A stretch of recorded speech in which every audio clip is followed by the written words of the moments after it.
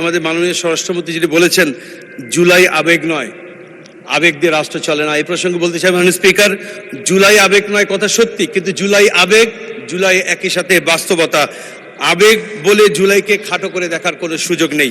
মাননীয় স্পিকার, 50 ঘন্টার আলোচনার যে বিষয়টি এখানে উপস্থাপন করা হয়েছে, সেখানে সকল সংসদ সদস্যরা যাতে নির্বিঘ্নে আলোচনা করতে পারে সেজন্য 50 ঘন্টার আলোচনার কথা মাননীয় বিরোধী নেতা উত্থাপন করেছিলেন, কিন্তু এটিকেও খাটো করে দেখা হয়েছে। আরেকটি কথা মাননীয় স্পিকার, জুলাই আইন ও অধ্যাদেশ ব্যাপারে মাননীয় স্বরাষ্ট্রমন্ত্রী উল্লেখ করেছেন। তিনি বলছেন জুলাই আইনও না অধ্যাদেশও নয়, কিন্তু সংবিধানের 152তে বলা হয়েছে সকল অধ্যাদেশী আইন।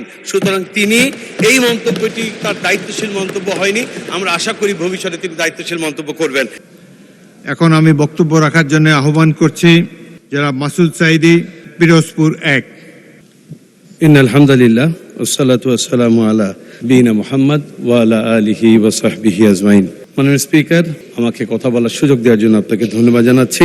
আজকের এই দিনে আমি গভীর শ্রদ্ধা ভরে স্মরণ করছি তথাকথিত ক্যাঙ্গারু ট্রাইব্যুনালে শতাব্দীর সব নিকৃষ্ট মিথ্যাচারের মাধ্যমে মিথ্যা মামলা, মিথ্যা সাক্ষীর ভিত্তিতে নির্মমভাবে হত্যার শিকার হওয়া ভাষা সৈনিক শহীদ অধ্যাপক গোলাম আজম, বিশ্বনন্দিত মুফাসসির, কোরআনের পাখি, আমার সম্মানিত শহীদ পিতা আল্লামা দেলাওয়ার হোসেন সাঈদী, শহীদ মাওলানা মতিউর রহমান নিজামী, শহীদ মাওলানা আব্দুল সুবহান, শহীদ আলী হাসান মোহাম্মদ মুজাহিদ, শহীদ কামারুজ্জামান, শহীদ আব্দুল কাদের মোল্লা, শহীদ মীর কাসেম আলী সহ ইসলামী আন্দোলনের অসংখ্য নেতাকর্মীকে যাদেরকে অন্যায়ভাবে কারাগারে রেখে অথবা ফাঁসি দিয়ে হত্যা করা হয়েছিল। বিশেষ করে পিরোজপুরের মাটি ও মানুষের প্রিয় নেতা শহীদ আল্লামা সাঈদীকে খুনি হাসিনা অন্যায়ভাবে হত্যা করার প্রতিবাদে এবং তার আদর্শকে সমুন্নত রাখতে পিরোজপুরবাসী আমাকে যে রায় দিয়েছেন তা আমার জন্য বড় আমানত। এই আমানতের সর্বোচ্চ মর্যাদা আমি আজীবন দিয়ে যাব এবং পিরোজপুর উন্নয়নে আমি আমার সর্বোচ্চ মেধা ও যোগ্যতা দিয়ে কাজ করবো ইনশাআল্লাহ। মাননীয় স্পিকার, ত্রয়োদশ জাতীয় সংসদ আজকের এই প্রথম অধিবেশনের এই মহান সংসদে দাঁড়িয়ে এই প্রজন্মের একজন অংশীদার হয়ে প্রিয় মাতৃভূমি বাংলাদেশকে একটি স্বপ্নের সোনার বাংলা গড়ার লক্ষ্যে আমি আমাদের সমাজের প্রত্যেকটি স্তরে ইনসাফ কায়েমের আহ্বান জানাচ্ছি। ইনসাফ কায়েম ও জনকল্যাণমুখী রাষ্ট্র গড়তে হলে আমাদের এখনই কিছু সাহসী পদক্ষেপ গ্রহণ করা প্রয়োজন। যেমন 1, বিচার বিভাগের স্বাধীনতা নিশ্চিত করতে হবে। বিচার বিভাগকে রাজনৈতিক হস্তক্ষেপ মুক্ত রাখার ব্যবস্থা করতে হবে যাতে কোনো সাধারণ মানুষ ন্যায় বিচার থেকে বঞ্চিত না হয়। কল্যাণমূলক রাষ্ট্রে আইন সবার জন্য সমান। ইসলামের ইতিহাসে খলিফাদের সাধারণ নাগরিকের মতো আদালতে দাঁড়িয়ে বিচারকের সামনে জবাবদিহি করতে হয়েছে। হযরত আলী রাদিয়াল্লাহু তাআলা আনহুর একজন সাধারণ খ্রিস্টান নাগরিকের বর্মসংক্রান্ত মামলার বিচার এর উজ্জ্বল দৃষ্টান্ত। 2, সমাজ থেকে দুর্নীতি নির্মূল করতে হবে। দুর্নীতির বিরুদ্ধে জিরো টলারেন্স নীতি গ্রহণ করতে হবে।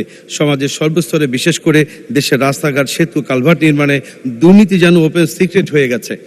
প্রকল্প মানেই টাকা, টাকা, যত বড় প্রকল্প তত বেশি টাকা। দুর্নীতি বিরোধী সংস্থা ট্রান্সপারেন্সি ইন্টারন্যাশনাল 2024 সালের অক্টোবর মাসে তাদের এক গবেষণা প্রতিবেদনে বলেছে পতিত আওয়ামী লীগ সরকারের 15 বছরে সড়ক ও জনপথ অধিদপ্তরের উন্নয়ন প্রকল্পের বরাদ্দ 23 থেকে 40% অর্থ লোপাট হয়েছে। টাকার অঙ্কে যার পরিমাণ দাঁড়ায় 29,000 কোটি টাকা থেকে 51,000 কোটি টাকা। ত্রিপক্ষীয় আদালতের মাধ্যমে এসব দুর্নীতি করা হয়েছে মাননীয় স্পিকার, যাদের মধ্যে রয়েছে মন্ত্রী, সংসদ সদস্য, প্রভাবশালী রাজনৈতিক আমলা, সংশ্লিষ্ট কর্মকর্তা এবং ঠিকাদার। একটি অধিদপ্তরকে কেন্দ্র করেই যদি এত টাকা দুর্নীতি হয়, তাহলে সব মন্ত্রণালয় মিলে কত লাখ কোটি টাকার দুর্নীতি হয়েছে তা আমাদের কল্পনারও বাইরে। দেশ পরিচালনার দায়িত্ব থাকা রাজনীতিকদের সায় ছাড়া অন্যরা দুর্নীতি করার সাহস পেত না।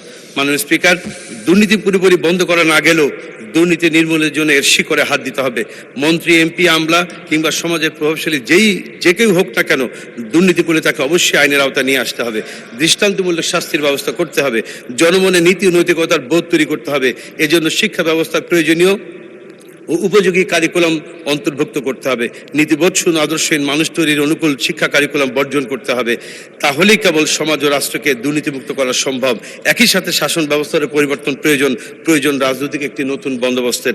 মাননীয় স্পিকার, দেশের জনগণের কষ্টার্জিত টাকা অপচয় রোধে জামাতের মাননীয় সংসদ সদস্যগণের ঘোষণার পর বিএনপি দলীয় অন্যান্য মাননীয় সংসদ সদস্যগণের শুল্কমুক্ত গাড়ি সহ সকল বিশেষ সুবিধা বর্জনে যে সংস্কৃতি শুরু হয়েছে তা প্রাতিষ্ঠানিক রূপ দিতে হবে। মাননীয় স্পিকার, জনকল্যাণমূলক রাষ্ট্র গঠন ইসলামের ঐতিহাসিক নিদর্শন অত্যন্ত সুদূরপ্রসারী এবং মানবিক। ইসলামের দৃষ্টিতে রাষ্ট্র কেবল শাসন করার যন্ত্র নয়, বরং নাগরিকদের মৌলিক অধিকার ও ইনসাফ অর্থাৎ ন্যায় বিচার নিশ্চিত করার একটি মাধ্যম। ইসলামে ক্ষমতাকে একটি আমানত হিসাবে দেখা হয়েছে। পবিত্র কোরআনে সূরা নিসার 58 নম্বর আয়াতে আল্লাহ তাআলা নির্দেশ দিয়েছেন, নিশ্চয়ই আল্লাহ তোমাদের নির্দেশ দিচ্ছেন যে তোমরা যেন আমানত তথ্যসমূহ তার হকদারদের কাছে পৌঁছে দাও। আর যখন মানুষের মধ্যে বিচার ফয়সালা করবে তখন ন্যায়ের সাথে বিচার ফয়সালা করবে। মাননীয় স্পিকার, আল্লাহ রসুল সাল্লাল্লাহু আলাইহি ওয়াসাল্লাম যে সরকার ব্যবস্থা প্রতিষ্ঠা করেছিলেন তার সত্যিকার অর্থেই ছিল একটি জনকল্যাণমূলক সরকার। তার সরকারের দায়িত্ব পালনকারী ব্যক্তিবর্গের মধ্যে চরম দায়িত্বের প্রতি জাগ্রত করে দেওয়া হয়েছিল। আর এটি সম্ভব হয়েছিল কেবলমাত্র আখিরাতের তীব্র বিশ্বাস ও মহান আল্লাহর দরবারে জবাবদিহিতার অনুভূতির মাধ্যমে। মানুষের নিকট জবাবদিহিতা পাশ কাটিয়ে যাওয়া যায়, কিন্তু আল্লাহর নিকট জবাবদিহিতা পাশ কাটানোর কোনো সুযোগ নেই। সূরা জিলজালের 7 ও 8 নম্বর আয়াতে আল্লাহ তাআলা বলেছেন, ফামান ইয়ামাল মিসকালা যাররাতিন খায়রান ইয়ারা ওয়া মান ইয়ামাল মিসকালা যাররাতিন শাররান ইয়ারা। অর্থ, কেউ অনুপরিমাণ সৎকর্ম করলে তা সে দেখতে পাবে, আর কেউ অনুপরিমাণ অসৎকর্ম করলেও তা সে দেখতে পারবে। মাননীয় স্পিকার, 2025 সালের 17 অক্টোবর স্বাক্ষরিত জুলাই জাতীয় সনদ বাংলাদেশের ইতিহাসের একটি মাইল ফলক। এই সনদটি মূলত দেশবাসী ও বিপ্লবী ছাত্র জনতার আকাঙ্ক্ষারই প্রতিফলন। আমরা দেখেছি বাংলাদেশ জাতীয়তাবাদী দল বিএনপি, বাংলাদেশ জামায়াত ইসলামী, এনসিপি সহ অন্যান্য গণতান্ত্রিক রাজনৈতিক দলগুলো শুরু থেকেই জুলাই সনদের প্রতি সমর্থন ব্যক্ত করেছে এবং এতে স্বাক্ষর করে রাজনৈতিক ঐক্যমত্য তৈরিতে বড় ভূমিকা রেখেছে। কিন্তু সরকার গঠনের পর সেই বিএনপি জুলাই সনদ বাস্তবায়নের জন্য যে ঐতিহাসিক গণভোট হয়েছে, দেশের মানুষ সেই গণভোট যে রায় দিয়েছে, বিএনপি সেই রায় অনুযায়ী সংবিধান সংস্কার পরিষদের সদস্য হিসেবে শপথ না নিয়ে দেশের মানুষকে চরমভাবে হতাশ করেছে। মাননীয় স্পিকার, জুলাই সনদ 2025-এর আদেশের 11-তে বলা হয়েছে, পরিষদের অধিবেশন আহ্বান, কোরাম, ভোটদান ইত্যাদি শিরোনামের বলা হয়েছে, সংসদ নির্বাচনের ফল ঘোষিত হইবার 30 পঞ্জিকা দিবসের মধ্যে যে পদ্ধতিতে জাতীয় সংসদের প্রথম অধিবেশন আহ্বান করা হইবে, অনুরূপ পদ্ধতিতে সংবিধান সংস্কার পরিষদের প্রথম অধিবেশন আহ্বান করা হইবে। কিন্তু অত্যন্ত পরিতাপের বিষয়, মাননীয় স্পিকার, জাতীয় নির্বাচন অনুষ্ঠিত হয়ে গেছে, আজ 1 মাস গত হতে যাচ্ছে, কিন্তু এখন পর্যন্ত সংবিধান সংস্কার পরিষদের প্রথম অধিবেশন আহ্বান করা হয় নাই। শুধু তাই নয়, বিএনপি আজকের দিন পর্যন্ত সংবিধান সংস্কার পরিষদের সদস্য হিসেবেও শপথ গ্রহণ করে নাই। মাননীয় স্পিকার, গণভোটের মাধ্যমে জনগণের যে আকাঙ্ক্ষা প্রকাশিত হয়েছিল, সেখানে বিএনপির মতো একটি বৃহৎ রাজনৈতিক দল শুরুতেই সংবিধান সংস্কার পরিষদের শপথ না নেওয়া জনমনে বিভ্রান্তি সৃষ্টি হয়েছে। বিএনপি জুলাই সনদে বিশ্বাসী কিনা, গণ অভ্যুত্থানের গণাকাঙ্ক্ষার প্রতি শ্রদ্ধাশীল কিনা, জনগণের প্রত্যাশা অনুযায়ী সংবিধান সংস্কার করে নতুন এক বাংলাদেশ বিনির্মাণ করবে কিনা, এসব প্রশ্ন এখন জনমনে ঘুরপাক খাচ্ছে। মাননীয় স্পিকার, আমরা আশা করি সকল জল্পনা কল্পনা অবসান ঘটিয়ে বিএনপি জনগণের অভিপ্রায় অনুযায়ী জুলাই জাতীয় সনদ বাস্তবায়ন আদেশ 2025 এবং গণভোট 2026-এর গণরায় অনুযায়ী সংবিধান সংস্কার পরিষদের সদস্য হিসেবে শপথ নেবে এবং দেশের মানুষের 70% মানুষের হ্যাঁ পক্ষে রায় দিয়েছে।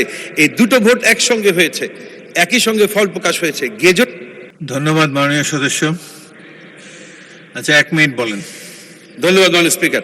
এখানে যে আলোচনা হয়েছে, আমাদের মাননীয় স্বরাষ্ট্রমন্ত্রী যেটি বলেছেন, জুলাই আবেগ নয়, আবেগ দিয়ে রাষ্ট্র চলে না। এই প্রসঙ্গে বলতে চাই মাননীয় স্পিকার, জুলাই আবেগ নয় কথা সত্যি, কিন্তু জুলাই আবেগ, জুলাই একই সাথে বাস্তবতা। আবেগ বলে জুলাইকে খাটো করে দেখার কোনো সুযোগ নেই। মাননীয় স্পিকার, 50 ঘন্টার আলোচনার যে বিষয়টি এখানে উপস্থাপন করা হয়েছে, সেখানে সকল সংসদ সদস্যরা যাতে নির্বিঘ্নে আলোচনা করতে পারে, সেজন্য 50 ঘন্টার আলোচনার কথা মাননীয় বিরোধী দল নেতা উত্থাপন করেছিলেন, কিন্তু এটিকেও খাটো করে দেখা হয়েছে। আরেকটি কথা মাননীয় স্পিকার, জুলাই আইন ও অধ্যাদেশ ব্যাপারে মাননীয় স্বরাষ্ট্রমন্ত্রী উল্লেখ করেছেন। তিনি বলছেন জুলাই আইনও না, অধ্যাদেশও নয়, কিন্তু সংবিধানের 152-তে বলা হয়েছে সকল অধ্যাদেশী আইন। সুতরাং তিনি এই মন্তব্যটি তার দায়িত্বশীল মন্তব্য হয়নি। আমরা আশা করি ভবিষ্যতে তিনি দায়িত্বশীল মন্তব্য করবেন। মাননীয় স্পিকার, আমাকে কথা বলার সুযোগ দেওয়ার জন্য আপনাকে ধন্যবাদ জানাচ্ছি। ধন্যবাদ মাননীয় সদস্য।